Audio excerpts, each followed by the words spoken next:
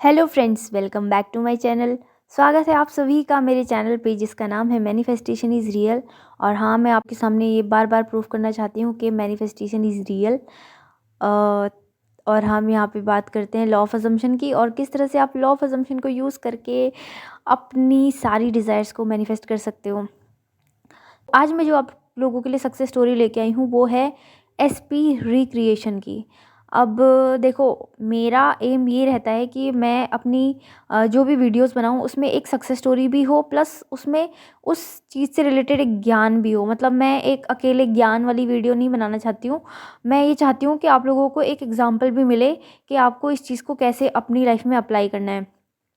तो पहले तो मैं आप लोगों के सामने ये चीज़ क्लियर करना चाहती हूँ कि एसपी का मतलब होता है स्पेसिफिक पर्सन, और मतलब आपका पार्टनर ही नहीं होता। एसपी का मतलब कोई भी वो इंसान जिसको आप कन्विंस करना चाहते हो, जिसको आप मनाना चाहते हो, या फिर जिसके थ्रू आपकी जो डिज़ायर है वो कंप्लीट हो सकती है। ये आपका पार्टनर भी हो सकता है, और ये आपके पेरेंट्स भी हो सकते हैं जो आपकी शादी के लिए ना मान रहे हों, और ये आपका बॉस भी हो सकता है जिसको आप अपनी जॉब में प्रमोशन के लिए कन्विंस करना चाहते हो, या फिर ये आपका कोई फ्रेंड भी हो सकता है, या फिर ये कोई आपका दुश्मन भी हो सकता है। ठीक है, तो स्पेसिफिक पर्सन का मतलब सिर्फ आपका पार्टनर नहीं होता है।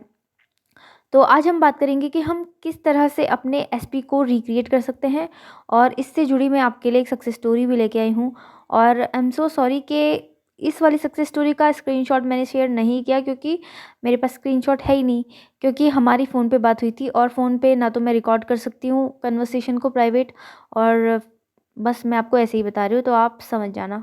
ठीक है, तो देखो, स्टोरी कुछ इस तरह से है। तो ये जो मेरी क्लाइंट है ये मुझे मिली थी कुछ 15-20 दिन पहले, और इनका ये स्पेसिफिक इशू था कि ये ना एक तो अपनी जॉब के लिए मतलब कहीं बाहर जाना चाहती थी, और इनके पेरेंट्स इनको अलाउ नहीं कर रहे थे।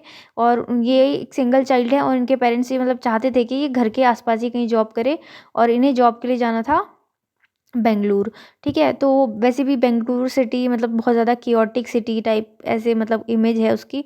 तो इनके पेरेंट्स मतलब इनको अलाउ नहीं कर रहे थे कि वहाँ पे जाने के लिए। और इनको बोल रहे थे कि आप होम टाउन में रहकर ही मतलब कुछ कर लो।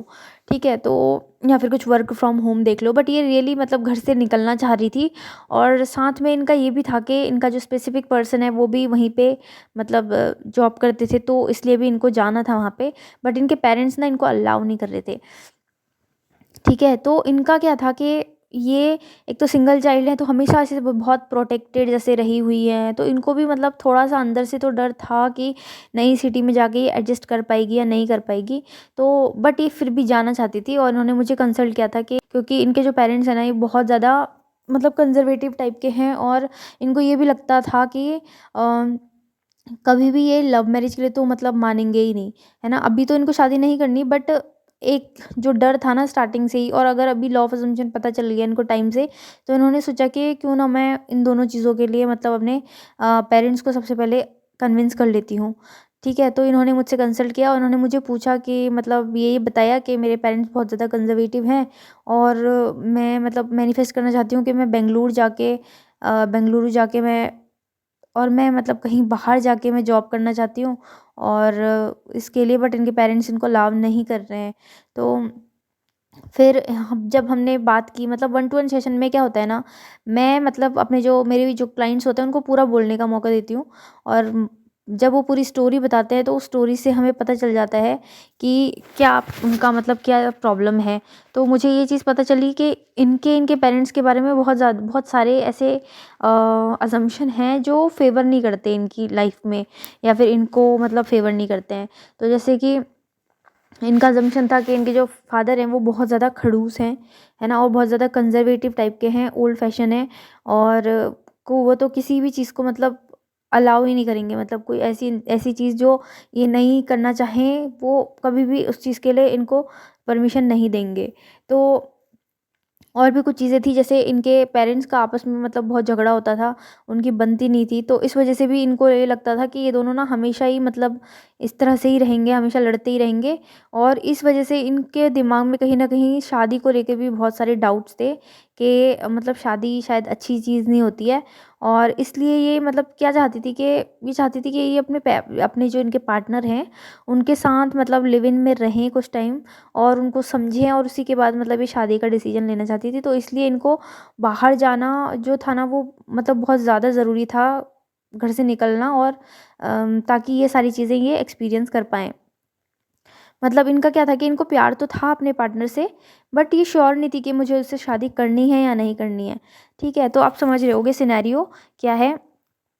तो फिर जब मैंने इनसे बात की ना, तो मुझे ये पता चला कि इन्होंने अपने पेरेंट्स के बारे में कुछ अजम्पशन बना के रखे हैं, और होता भी यही है बेसिकली। हम लोग सोचते हैं कि यार उसकी सास खराब है, उसके ससुर जी खराब हैं, या उसका पार्टनर खराब है, या फिर मतलब ऐसे बोलते हैं ना हम कि यार मेरी तो ये चीज़ खराब है, मतलब ये मेरे परिवार में ये ऐसे हैं वो ऐसे हैं। हम दूसरों की बुराई ही करते रहते हैं, बट हम ये नहीं देखते कि हमारे अजम्पशन क्या है उनके लिए। बात करने के बाद मुझे ये चीज़ पता चली कि अजम्पशन बहुत ख़राब है अपने पेरेंट्स के बारे में। दोनों ही पेरेंट्स के बारे में, ना तो मम्मी के लिए अच्छे थे, ना पिताजी के लिए अच्छे थे। मतलब मम्मी के लिए तो फिर भी ठीक थे कि मतलब शी इज़ लाइक अच्छी माँ है, बट बहुत ज़्यादा गुस्सा करती हैं, और मतलब ठीक है, अब मैं ज़्यादा पर्सनल बातें नहीं बताना चाहती यहाँ पे किसी की। तो जो भी था इनका ये अजम्पशन था, तो मैंने इन्हें सजेस्ट किया कि आप ना एक काम करो, आप अपने पेरेंट्स को रिक्रिएट करो। तो वो बोली कि कैसे करना है रिक्रिएट, ये कोई मैम कोई जादू टोना टोटका तो नहीं करा रहे हो आप मुझे, ये वो टाइप। मैंने बोला कि ऐसा कुछ भी नहीं है, आपको बस अपने सबकॉन्शियस माइंड में अपने पेरेंट्स के लिए फेवरेबल अजम्पशन डालने हैं, ठीक है। आपको किसी और के लिए कुछ नहीं करना है। देखो बहुत सारे लोगों को ये भी लगता है कि मैनिफेस्टेशन कोई जादू टोना टोटका है, और अगर आप अफ़र्म कर रहे हो तो आप कोई गलत चीज़ अफ़र्म कर रहे हो, या किसी और के ऊपर इम्पैक्ट डालने के लिए अफ़र्म कर रहे हो, ऐसा बिल्कुल भी नहीं है। अफ़र्मेशन हम करते हैं अपने सबकॉन्शियस माइंड को रीप्रोग्राम करने के लिए, क्योंकि बचपन से लेकर अभी तक हम लोगों ने बहुत सारी रिपीटेडली ऐसी नेगेटिव बातें सुनी हैं जो हमारे दिमाग में घर कर गई हैं कहीं न कहीं, ठीक है? तो हमारे दिमाग में जब वो घर कर जाती हैं, तो क्या होता है कि वो कहीं न कहीं नेगेटिविटी हमारी लाइफ में क्रिएट कर रही हैं, ठीक है? अब हमको एक नया अज़म्पशन बनाना है, हम अपनी लाइफ में कुछ बदलाव चाहते हैं, पॉज़िटिविटी चाहते हैं, तो हम एक पॉज़िटिव अफ़र्मेशन अपने मन में दोहरा रहे हैं, तो वो हम अपने सबकॉन्शियस माइंड को रिप्रोग्राम करने के लिए कर रहे हैं, ना कि किसी और की लाइफ को इम्पैक्ट करने के लिए। तो ये बात क्लियर हो गई है आप लोगों को? जो भी ये सोचते हैं कि हम किसी और को चेंज कर देंगे अफ़र्मेशन करके, नहीं, आप अपना सबकॉन्शियस माइंड चेंज कर रहे हो। आप अपने आप को चेंज कर रहे हो, ताकि आपका जो रिफ्लेक्शन है, आपकी जो 3D है वो चेंज हो जाए, ठीक है? तो हाँ, ठीक है, कहाँ थे हम? अ, हाँ, तो हाँ, मैंने उनको बोला कि आपको अपने पेरेंट्स को रिक्रिएट करना होगा, और फिर मैंने उनको बोला कि आप सारे नेगेटिव कैरेक्टर लिखो एक जगह पे, और उसके बाद उन्होंने नेगेटिव लिखे। फिर उसके बाद उन्होंने हमने उनको पॉजिटिव किया कि इसके बदले ये अच्छी चीज़ हो सकती है, इसके बदले ये अच्छा हो सकता है, इस तरह से, ठीक है। तो फिर हमने एक वो बनाया उनके लिए, एक मतलब एक स्क्रिप्ट लिखी दोनों पेरेंट्स के लिए कि वो ऐसे हैं, वो ऐसे हैं, वो ऐसे हैं, ठीक है। अब फिर उसके बाद उनका काम था कि इसको अफर्म करना, इसको अफर्म करना कि 24/7 कि वो बहुत ओपन माइंडेड हैं, बहुत ये हैं, बहुत वो हैं, जो भी हैं, है ना। तो उन्होंने किया, और अच्छे से किया, और आज ही उनका मुझे दिन में कॉल आया। उन्होंने मुझे बोला कि उनके पेरेंट्स ने उनको अलाउ कर दिया है बाहर जाके जॉब करने के लिए। तो ये बहुत बड़ी सक्सेस स्टोरी है मेरे लिए, और क्योंकि मेरे पास ऐसे बहुत सारे क्लाइंट्स आते हैं जो परेशान होते हैं, और वो बोलते हैं कि हमारा एसपी ऐसे बिहेव कर रहा है, हमारा एसपी ऐसे बिहेव कर रहा है। तो मैं उनको ये बार-बार बोलती हूँ कि आपको उनको रिक्रिएट करना पड़ेगा। बट एक चीज़ और है कि आपको उनके साथ-साथ ना खुद को भी रिक्रिएट करना होगा। खुद को कैसे रिक्रिएट करना है, और खुद क्यों ज़रूरत है खुद को रिक्रिएट करने की। देखो, जब हम लोग किसी भी रिलेशनशिप में होते हैं ना, हम बहुत कॉन्फिडेंट होते हैं। हम बहुत अपने आप को बिल्कुल हीरोइन समझ रहे होते हैं कि यार हमारा तो किसी के साथ मतलब ऐसे अफेयर चल रहा है, ऐसे करके ना, तो थोड़ा-सा वो हीरोइन वाली फीलिंग आती है स्टार्टिंग में, है ना। और हम अपने आप को बिल्कुल हीरोइन समझते हैं उस टाइम पे, और हमको लगता है कि बस ये दुनिया तो बस हमारे लिए ही चल रही है। तो वो हमारा सेल्फ कॉन्सेप्ट अच्छा है, बट धीरे-धीरे हम अपने आप को भूल के उस सामने वाले इंसान के ऊपर खो जाते हैं, और हम सब उसको ही बना देते हैं, और अपना ध्यान रखना भी भूल जाते हैं। कई-कई लड़कियाँ, देखो मैं तो पहले से भी ऐसी ही थी, और जब मेरा पार्टनर आया तब भी मैं वैसी ही थी, और अभी भी मैं वैसी ही हूँ। मतलब लेकिन थोड़ा ठीक है, मुझे भी थोड़ा-सा इम्प्रूवमेंट करने की ज़रूरत है। बट मेरे पार्टनर को मैं ऐसे ही पसंद हूँ। बट लेकिन मैंने देखा है ना बहुत सारी लड़कियों को, वो क्या करती हैं कि स्टार्टिंग में तो वो बहुत अच्छी-अच्छी बन के रहती है, बट जब वो अपने पार्टनर के साथ कंफर्टेबल हो जाती है ना, तो फिर वो कुछ भी ऐसा मतलब सजना संवरना ये सारी चीज़ें छोड़ देती हैं और मतलब ओवर डिपेंडेंट हो जाती हैं अपने पार्टनर के ऊपर, है ना? और बट ये चीज़ कहीं न कहीं ठीक है, आपका पार्टनर आपको ऐसे एक्सेप्ट कर सकता है और आप भी अगर अपने आप को ऐसे एक्सेप्ट कर लेते हो तो that is positive, but that is good, है ना? बट आपको ये लग रहा है कि यार नहीं, मैं अच्छी नहीं दिखती हूँ, मैं तो ऐसी दिखती हूँ, मैं तो ऐसे कपड़े पहनती हूँ, ये सही है क्या? इस तरह से मतलब अगर आपके दिमाग में इस तरह के थॉट आ रहे हैं तो आपको ना अपने आप को भी रिक्रिएट करने की ज़रूरत है। आपको अपना वो कॉन्फिडेंट वर्ज़न बनने की ज़रूरत है जो आप पहले थे। आपको भी ज़रूरत है अपने आप को रिक्रिएट करने की, ठीक है? तो आप अपने आप को भी रिक्रिएट करो सबसे पहले तो वैसे अपने आप को ही रिक्रिएट करो, जो आपका एक ऐसा वर्ज़न है जो अपने पार्टनर के ऊपर बहुत ज़्यादा डिपेंडेंट है, वो अच्छे से बिहेव कर रहा है तो खुश हो जा रहे हो, वो तो ख़राब से बिहेव कर रहा है तो एंग्री हो जा रहे हो, दुखी हो जा रहे हो, है ना? किसी से बात नहीं कर रहे हो ढंग से, तो ये वाला जो वर्ज़न है इसको आपको किल करना पड़ेगा और फिर आपको एक ऐसा वर्ज़न बनना पड़ेगा जो बहुत ज़्यादा कॉन्फिडेंट है, जो बहुत अच्छी-अच्छी चीज़ें डिज़र्व करता है और जो सबको प्यारा है, मतलब सब उससे प्यार करते हैं और जो बहुत काम रहता है, कंपोज़ रहता है, बहुत चिल रहता है, बहुत फ़न लविंग है। एक ऐसा वर्ज़न आपको अपना क्रिएट करना है और अपने आस-पास के लोगों का भी, है ना? जैसे देखो सबका वर्ज़न क्रिएट करने की ज़रूरत नहीं है, आप किस-किस का वर्ज़न क्रिएट करोगे बस, लेकिन आपकी जो फैमिली के मेंबर्स होते हैं, जैसे ये जो चीज़ आती है कि हमको हमारे पेरेंट्स नहीं मान रहे हैं शादी के लिए, तो आप अपने पेरेंट्स को भी रिक्रिएट कर सकते हो क्योंकि बचपन से आपने उन्हें देखा कि यार पेरेंट्स तो मेरे बहुत खड़ूस हैं, बहुत गुस्सा करते हैं, बहुत इगोइस्टिक हैं, अपनी ही चलाते हैं, है ना? तो ये चीज़ें देख-देख के आपने उनके बारे में एक असम्पशन बना लिया। आप उनसे डरने लग गए या जो भी किया आपने, है ना? तो वो असम्पशन अब आपकी लाइफ़ में आ गया है, बट अब वो अज़म्पशन पहले चलो वो आपको नुकसान नहीं कर रहा था कहीं न कहीं, बट अब आपकी रिलेशनशिप की बात है, अब आपकी प्यार की बात है, अब आपकी शादी की बात है, आपकी ज़िंदगी की बात है, तो अब आप ये चीज़ अफ़ोर्ड नहीं कर सकते हो उस अज़म्पशन के साथ जीना। मुझे सच बता रही हूँ बहुत दुःख होता है जब मैं देखती हूँ कि 2 प्यार करने वाले लोग अलग हो जाते हैं पेरेंट्स की ज़िद की वज़ह से और फिर उनकी ज़िंदगी बर्बाद हो जाती है। मैं अभी लगभग 100 से ज़्यादा लोगों को कोच कर चुकी हूँ और इसमें से 70-80 लोग ऐसे हैं जो अपने पेरेंट्स की वजह से बर्बाद हो रखे हैं।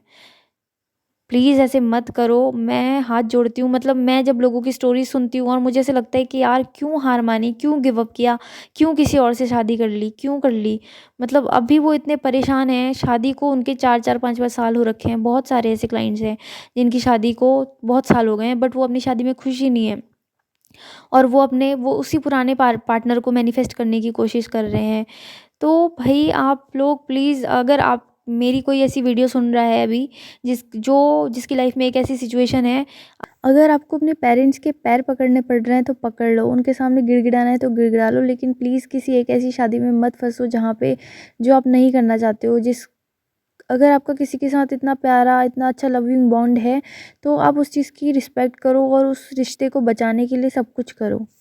चीज़ें मैं जो ज्ञान बाँट रही हूँ अभी, ये मैनिफेस्टेशन के पर्सपेक्टिव से अलग है ना? मैं एक कोच हूँ और मैं आपको मैनिफेस्टेशन सिखाती हूँ, बट मैं सच में हालत देख के बहुत परेशान हो जाती हूँ क्योंकि मतलब सच में पेरेंट्स लोग नहीं समझ पाते हैं। वो नहीं समझेंगे क्योंकि आपने उनका एक वर्ज़न ऐसा क्रिएट कर रखा है जो नहीं समझ सकता। अगर आपको मैनिफेस्टेशन के बारे में पता है और आपके पेरेंट्स नहीं मान रहे हैं, तो आप मैनिफेस्ट करो उनको, है ना? आप उनको वो मतलब प्यार दो, वो मतलब भरोसा जो भी है, आप उनके उनके ऊपर भी इन्वेस्ट करो अपना टाइम, अपनी एनर्जी, उनको रिक्रिएट करो। उनके लिए ये अज़म्पशन बनाओ कि वो बहुत ज़्यादा ओपन माइंडेड हैं, वो बहुत ज़्यादा प्यार करते हैं आपसे और वो आपकी खुशी के लिए कुछ भी करने के लिए तैयार हैं। आप उनका एक ऐसा वर्ज़न बनाओ, उनको वो मान जाएँगे, सच बता रही हूँ वो मान जाएँगे, बस आप तो अपनी एनर्जी लगाओ उनके ऊपर। बहुत सारे लोग ऐसे होते हैं जो एफर्ट्स ही नहीं करना चाहते हैं। उनको उनको लगता है कि ठीक है, ये मैनिफेस्टेशन छोटी-मोटी चीज़ों पे तो काम करता है लेकिन बड़ी चीज़ पे काम नहीं करता। उनको ये लगता है कि वो कैसे किसी को बदल सकते हैं, बट बदल सकते हैं क्योंकि उन्होंने नेगेटिवली कई लोगों को बदला है। अगर आप अपने पास्ट एक्सपीरियंस देखोगे ना अपनी लाइफ के, अगर आप अपने दोस्तों को देखोगे ना, अपनी कितनी रिलेशनशिप्स को देखोगे, मतलब एज़ अ लविंग रिलेशनशिप नहीं बोल रही हूँ मैं, दोस्तों के साथ, भाई-बहनों के साथ, जो रिश्तेदार होते हैं उनके साथ, तो आप देखोगे एक रिश्तेदार आपके लिए पहले बहुत अच्छा था, आप लोगों की बहुत बनती थी। धीरे-धीरे आपने कुछ उसके किसी बिहेवियर को पकड़ के उसके बारे में एक नेगेटिव अजम्पशन बना लिया, और उस नेगेटिव अजम्पशन की वजह से वो आज आपके लिए सबसे ख़राब इंसान है, वो आपका सबसे ख़राब रिश्तेदार है। तो ये चीज़ भी आपने ही क्रिएट की है। इसी तरह से अपने पेरेंट्स को भी आपने ही क्रिएट किया है। और अगर आप मेरी ये वीडियो सुन रहे हो ना, तो मैं आप लोगों से कहना चाहती हूँ कि आप उनको दोबारा से एक फेवरेबल वर्जन क्रिएट कर सकते हो अपने अजम्पशंस को बदल के। तो प्लीज़ ऐसे हार मत मानो। और जो लोग भी भाई पेरेंट्स के दबाव में आके ज़बरदस्ती कहीं और शादी कर रहे हैं, उनके लिए तो ये मतलब एक क्या बोलती हूँ, भगवान की, मतलब आप समझ सकते हो कि भगवान का इशारा है कि प्लीज़ मत करो, किसी ऐसी शादी में मत जाओ जहाँ पे आप खुश नहीं रहोगे। क्योंकि देखो, ज़िंदगी ना आपको अपने पार्टनर के साथ ही बितानी है। फैमिली मेम्बर्स इंपॉर्टेंट होते हैं, मैं ये नहीं बोल रही हूँ, लेकिन जो घर, जो एक कमरे के अंदर जो मतलब जो शांति चाहिए होती है ना, वो आपको कभी नहीं मिलेगी। लाइफ बहुत क्योटिक हो जाएगी। अगर आपकी लाइफ में कोई ऐसा पार्टनर है जिससे आप बहुत प्यार करते हो और जिसके साथ आप कई सालों से हो, उसको किसी भी ऐसे छोटे रीज़न की वजह से आप गिव अप मत करो प्लीज़, प्लीज़। तो मेरा जो आज का वीडियो था, आई होप आपको समझ में आया होगा कि किस तरह से उस लड़की ने अपने पेरेंट्स को रिक्रिएट किया, और अब उसका कॉन्फिडेंस बहुत ज़्यादा बढ़ गया है कि वो लव मैरिज के लिए भी अपने पेरेंट्स को मना लेगी, है ना। और ये मेरी जो आज की स्टोरी है, और जो भी मैंने इस वीडियो में बोला, उसका पर्पज़ यही है कि आप लोग ऐसे मतलब हार मत मानो, और आप अपने पेरेंट्स को रिक्रिएट कर सकते हो। पेरेंट्स का अप्रूवल आराम से मिल सकता है आपको। वो आपके पेरेंट्स हैं, आपसे बहुत प्यार करते हैं, है ना। आप ये सोचो, और वो आपकी खुशी के लिए कुछ भी कर सकते हैं। तो अगर आपको मेरा वीडियो पसंद आया हो तो please like, share and subscribe. और अगर आपको मुझसे पर्सनल सेशन लेना है तो आप डिस्क्रिप्शन में दी गई जो डिटेल्स हैं उसके थ्रू मुझसे कांटेक्ट कर सकते हो। और आप सभी को बहुत सारा प्यार। Happy manifesting. Bye bye.